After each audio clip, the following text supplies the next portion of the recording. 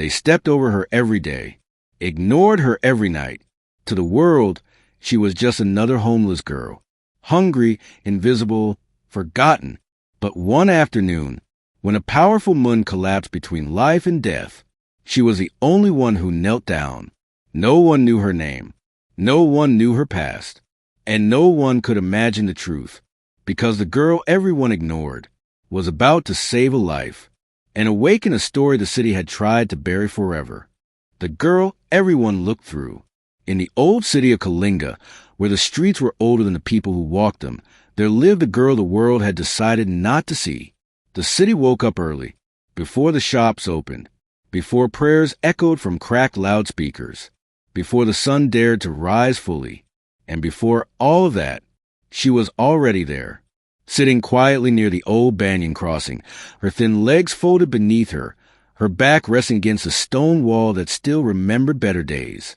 Her name was Anaya, but no one called her that anymore. To most people, she was just that homeless girl, that beggar child, that problem near the road.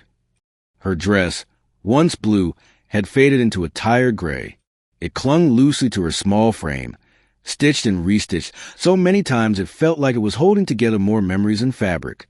Her feet were bare, not because she wanted them to be, but because life had taken shoes long before it took mercy. She kept a small tin cup beside her, not stretched forward, not shaking, not demanding, just present, waiting, not for money, but for time to pass. Invisible in a crowded world. People pass her every day, thousands of them. Some looked at their phones. Some looked ahead. Some looked away. A few glanced at her, only long enough to feel uncomfortable. Children were pulled closer by their parents. Don't stare. Don't go near her. Men in polished shoes stepped carefully so they wouldn't brush against her shadow. Women adjusted their bags tighter. And Anaya watched. She always watched. She noticed things most people missed. The way sadness changed the sound of footsteps. The way happiness made people walk faster. The way fear made people pretend they were busy. She had learned early that being invisible was safer. If the world didn't see her, it couldn't hurt her again. Memories she never spoke aloud. At night, when the city dimmed and the road softened into silence, Anaya leaned against a banyan tree and closed her eyes. That was when the past crept in. She remembered a house that smelled of books and morning tea, a mun with gentle hands and tired eyes. Her father, who used to say, "Knowledge is the one thing no one can steal from you." She remembered her mother braiding her hair before school, humming an old folk song about storms that pass and suns that return. She remembered uniforms, classrooms, dreams, and then fire, not the kind that burns wood, the kind that burns reputation, accusations, shouting voices, doors that close without listening. Her parents didn't survive the shame, and Anaya didn't survive the childhood. The city swallowed her whole. Hunger is loud, but hope is quieter. Hunger had a sound. It wasn't always a growl. Sometimes it was dizziness. Sometimes it was weakness. Sometimes it was the way your thoughts slowed down. By noon, her hands often shook. By evening, her vision blurred. Still, she never begged loudly. She had learned something important. People gave more to silence than to desperation. So she sat quietly and waited. The day the air felt wrong. That afternoon, something felt different. The wind rushed through the street like it was late for something important. Birds flew low, restless. Even the banyan tree creaked softly, like an old man about to speak. Anaya felt it in her chest. A tightness, a warning. She watched traffic slow. Then, a black car rolled to a stop near the crossing. It wasn't like the others. It was clean, heavy, important. A mun sat inside, tall, well-dressed, his hair streaked with gray, his eyes tired in a way that didn't come from lack of sleep, but from carrying too much responsibility. Anaya didn't know his name. She didn't know he was Dr. Arun Malhotra, the mun who had saved hundreds of lives. She only noticed one thing. His hand moved to his chest, his face twisted, his breath shattered. The door opened, and the mun fell. Hard. The sound of his body hitting the road was loud enough to make the street stop breathing. People screamed. Someone shouted for help. Cars honked. But no one moved. Fear wrapped itself around the crowd. And Anaya stood up. Her legs trembled. Her heart pounded. A voice inside her whispered, "Not again." She dropped her tin cup and took her first step toward destiny. When the forgotten became the brave, for a moment, the world froze. The man lay on the road, his body twisted unnaturally, his eyes half open but seeing nothing. The shine of his polished shoes looked wrong against the dust and broken stones beneath him. People gathered, but stayed distant. Phones came out. Hands covered mouths. Voices trembled. Someone call an ambulance. Is he breathing? Don't touch him. What if something goes wrong? Fear stood taller than compassion.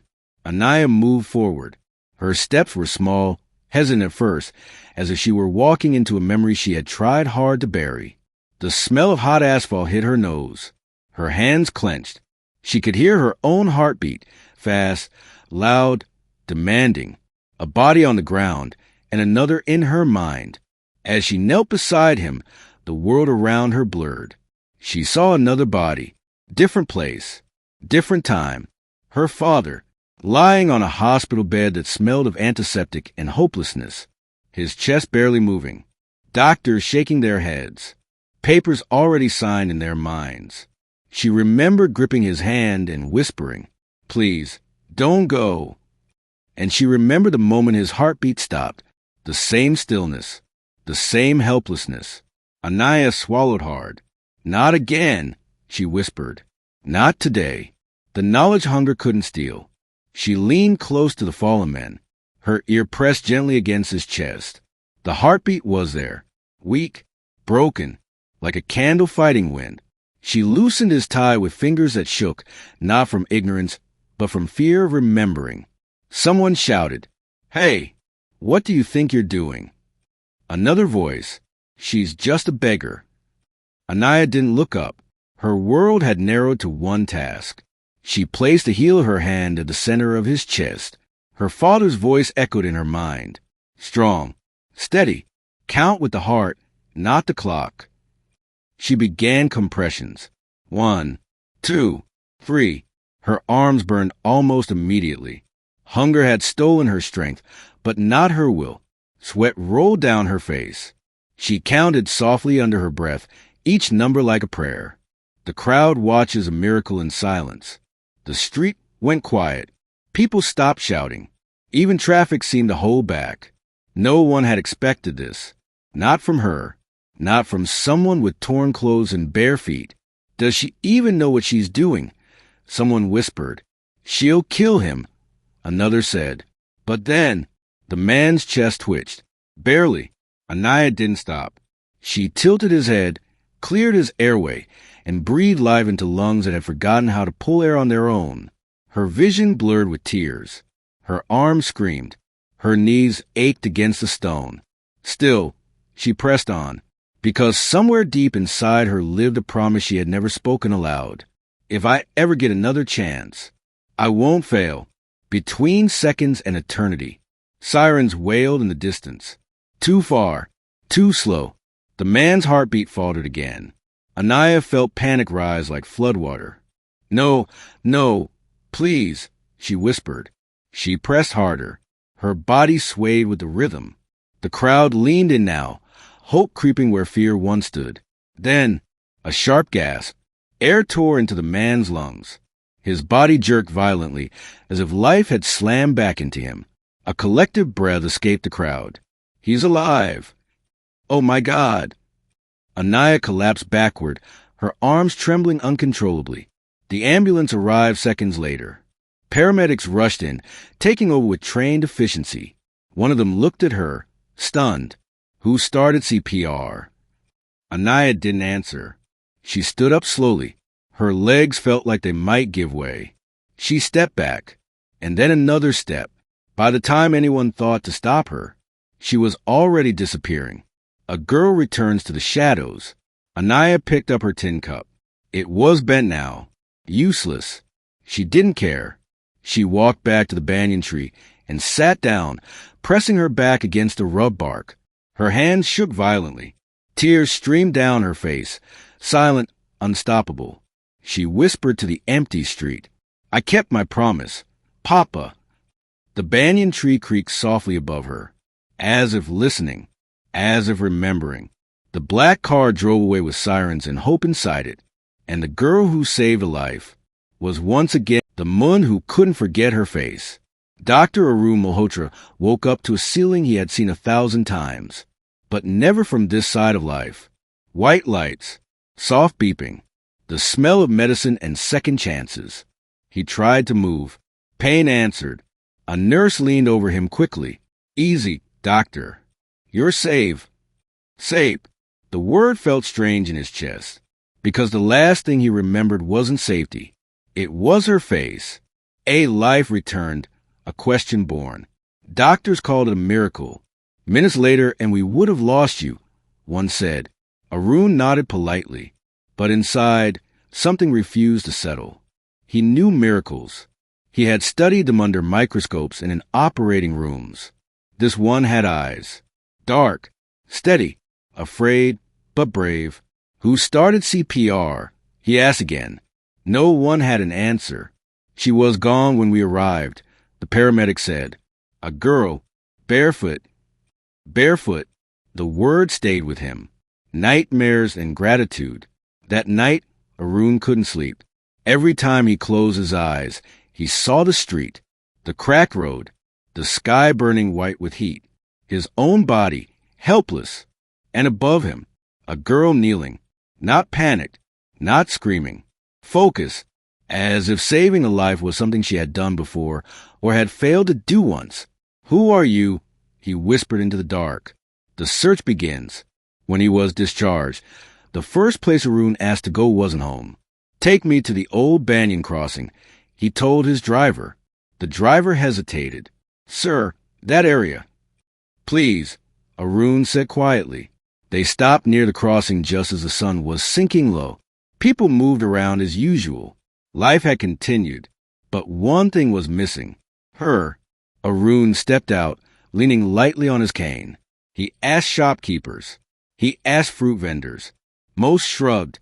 "Homeless girl? Many here." Some laughed. "Why look for her? She probably ran away." Arun didn't laugh.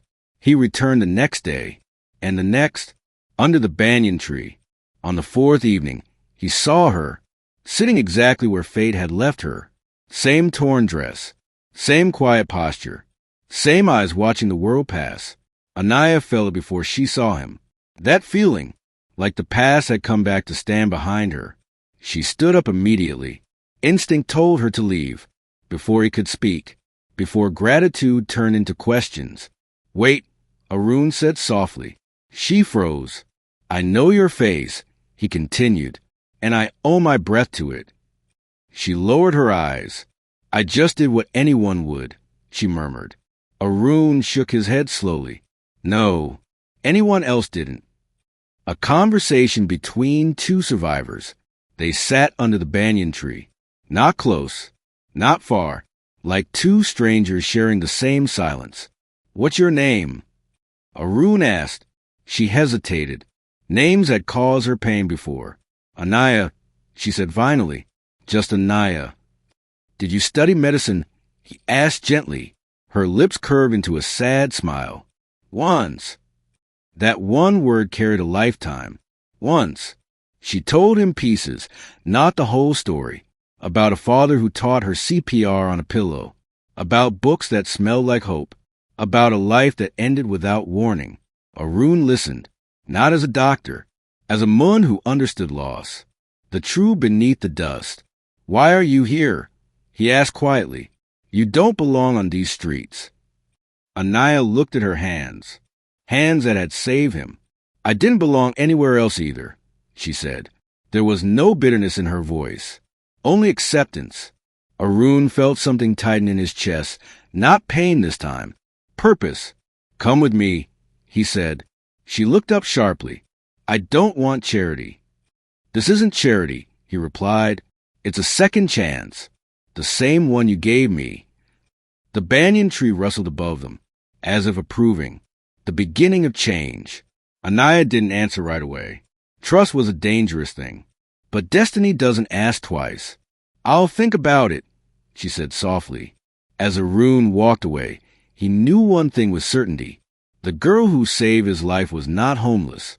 She was just waiting for the world to remember who she was when the past knocked on the door. Change does not arrive loudly. It comes quietly, like a soft knock on a door you thought was sealed forever.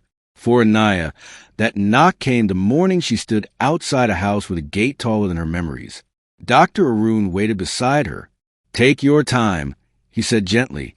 She didn't move. Homes had once meant safety. Then loss taught her otherwise. Finally, she stepped forward.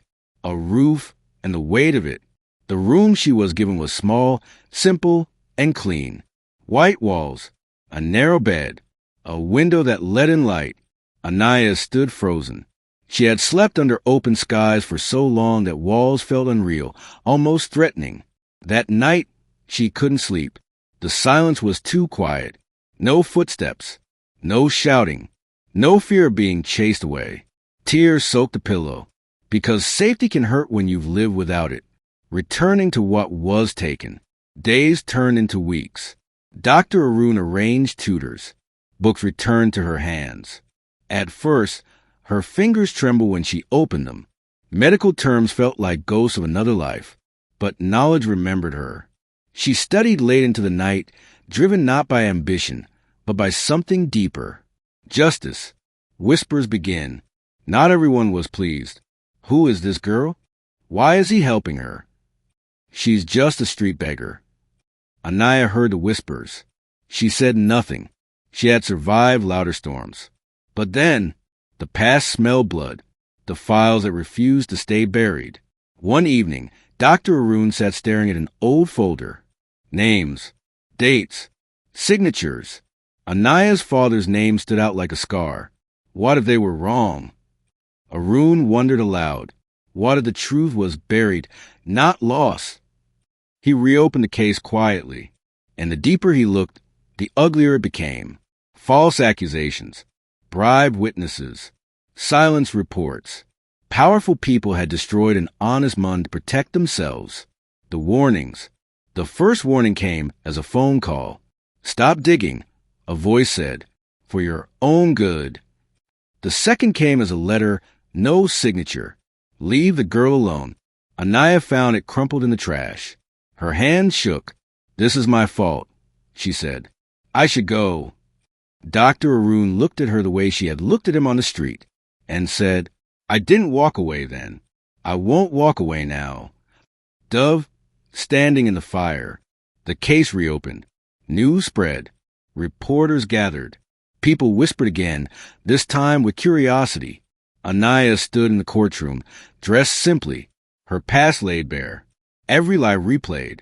Every truth fought to breathe. She spoke calmly. About her father. About integrity. About loss. Not once did she cry. Because strength had already taken her tears. The world shifts. The truth won. Slowly. Painfully. Names fell. Reputations shattered. Anaya's father was cleared. Too late for him, but not for his legacy. Outside the court, Anaya looked up at the sky. It felt lighter. For the first time in years, she wasn't hiding. A new name, a new morning. Dr. Arun handed her a form. Medical entrance exam. He said. She stared at it. "I don't know if I can," she whispered. He smiled. "You already saved a life. Now save many." Anaya held the paper tightly. Not as a beggar, not as a victim, but as a girl reclaiming her future. The girl the world finally saw. Years do not ask permission before passing. They arrive quietly, carrying change in their hands. The city of Kalinga still woke early. The streets were still crowded. The old banyan crossing still stood where it always had. But one thing was different. The girl who once sat there with a tin cup no longer needed to. From survival to purpose. Anaya's days began before sunrise, but not from hunger anymore. They began with responsibility. The hospital corridors echoed with footsteps and soft urgency. Nurses nodded as she passed. Patients whispered her name with gratitude. Dr. Anaya Rao. The title felt heavy when she first wore it, not because she didn't earn it, but because she remembered a time when no one believed she deserved anything at all. She kept her voice calm, her hands steady, her heart open, because she knew exactly how fragile life could be. Kanda, a memory that never left her. In her locker, tucked between files and schedules, she kept a small photograph. The old banyan tree, taken just after dawn. No people, no traffic, just silence and memory. Sometimes, when the night shifts grew long and exhaustion pressed down on her chest, she would look at that photo and remember. Bare feet on hot stone, a bent tin cup, a moan gasping for breath, and a promise whispered to the air. The echo of fate. One night, the emergency ward doors burst open. A young man was rushed in, unconscious, breath shallow, pulse fading. Panic filled the room. Anaya stepped forward. "Clear," she said calmly. As she placed her hands on his chest, something stirred deep within her. Not fear, recognition, the rhythm, the pressure, the moment suspended between life and loss. She began CPR. Strong, steady, the way she once had, on a road where no one knew her name. Minutes passed. Then, a gasp. Life returned.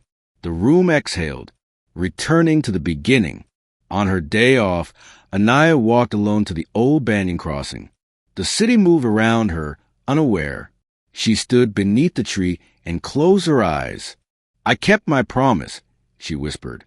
She placed a small offer of the roots, not money, not flowers. A pair of shoes. Simple, worn, real. Then she walked away, not looking back. The world learns the truth. Her story spread, not as gossip, but as truth. People spoke differently now. The doctor who was once homeless. The girl who saved a life before she saved herself. Some felt shame. Others felt hope, because her story wasn't about magic. It was about choice. A quiet conversation. One evening, Dr. Arun sat beside her in the hospital garden. "You know," he said softly, "the world sees you now."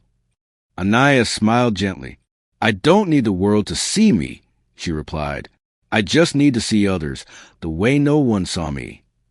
The banyan leaves rustled in the distance, as if listening. And so the elders of Kalinga began telling the story to their children. There once was a girl the world ignored, not because she was small, but because the world forgot how to look. She had no home, no name, no place to belong. Yet when life collapsed in front of her, she chose kindness over fear. Remember this, child, never measure a soul by its situation. The hands you refuse today may be the ones that save your life tomorrow.